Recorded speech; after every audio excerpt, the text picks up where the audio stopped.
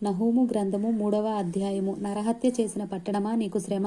అది ఎడతెగక ఎర పట్టుకొనుచు మోసముతోనూ బలాత్కారముతోనూ నిండియున్నది. సారథి యొక్క చొబుకు ధ్వనియు, చక్రముల ధ్వనియు, గుర్రముల త్రొక్కుడు ధ్వనియు, వడిగా పరిగెత్తు రథముల ధ్వనియు వినబడుచున్నవి.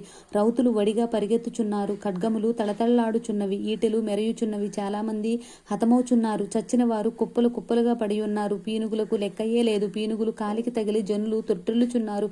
చక్కని దానివై, వేశ్యవై, చిల్లంగితనమందు జ్ఞానము గల దానివై, జారత్వము చేసి జనాంగముల మీద చిల్లంగితనము జరిగించి సంసారులను అమివేసిన దానా, నీవు చేసిన అధిక జారత్వమును బట్టి సైన్యములకు అధిపతియగు యెహోవా వాక్కు ఇదే: నేను నీకు విరోధినై ఉన్నాను. నీ చెంగులు నీ ముఖము మీదకెత్తి జనములకు నీ మానమును, రాజ్యములకు నీ అవమానమును నేను బయలుపరుతును. 10 మంది ఎదుట నీ మీద మాలిన్యము వేసి నిన్ను అవమానపరిచెదను. అప్పుడు నిన్ను చూచు వారందరూ నీ యొద్ద నుండి పారిపోయి, నినివే పాడైపోయినే, దాని కొరకు అంగలార్చు వారెవరు, నిన్ను ఓదార్చు వారిని ఎక్కడ నుండి పిలుచుకుని వచ్చెదను అందురు. సముద్రమే తనకు ఆపుగాను, సముద్రమే తనకు ప్రాకారముగాను చేసుకుని బహు జనముల చేత చుట్టబడి నైలు నది దగ్గర నుండిన నో ఆమోను పట్టణము కంటే నీవు విశేషమైన దానవా. కూషీయులను, ఐగుప్తీయులను దాని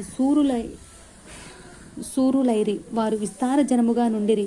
పూతువారును లూబీయులను నీకు సహాయులై ఉండిరి. అయినను అది చెరపట్టబడి కొనిపోబడిను. రాజమార్గములు మొగలయందు శత్రువులు దానిలోని చిన్న పిల్లలను బండలకు వేసి కొట్టిరి, చంపిరి. దాని గనుల మీద చీట్లు వేసి దాని ప్రధానులందరినీ సంకెళ్లతో బంధించిరి.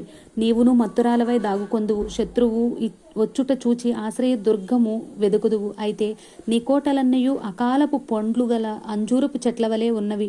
ఒకడు వాటిని కదిలింపగానే పండ్లు తినవచ్చిన వాని నోట పడును. నీ జనులు స్త్రీల వంటి వారైరి. నీ శత్రువులు చొచ్చునట్లు నీ దేశపు గవునులు అడ్డకర్రలు తీయబడి ఉన్నవి. అగ్ని నీ అడ్డగడియలను కాల్చుచున్నవి. ముట్టడి వేయు కాలమునకు నీళ్లు చేదుకొనుము. నీ కోటలను బలపరచుము. జిగట మంటిలోనికి దిగి ఇటుకల బురదను త్రొక్కుము. ఆవములను సిద్ధపరచుము. అచ్చటనే అగ్ని నిన్ను కాల్చివేయును. ఖడ్గము నిన్ను నాశనము చేయును. గొంగళి పురుగు తినివేయు రీతిగా అది నిన్ను తినివేయును. నీవు సంఖ్యకు గొంగళి పురుగులంత విస్తారముగాను, మిడుతులంత విస్తారముగాను ఉండుము. నీ వర్తకులు లెక్కకు ఆకాశ నక్షత్రముల కంటే ఎక్కువగానున్నను. గొంగళి పురుగు వచ్చి అంతయు నాకివేసి ఎగిరిపోయెను. నీవు ఏర్పరిచిన సూర్యుల మిడతలంత విస్తారముగా ఉన్నారు. నీ సైనికులు చలికాలమందు కంచెలలో దిగిన గొంగళి పురుగుల వలె ఉన్నారు.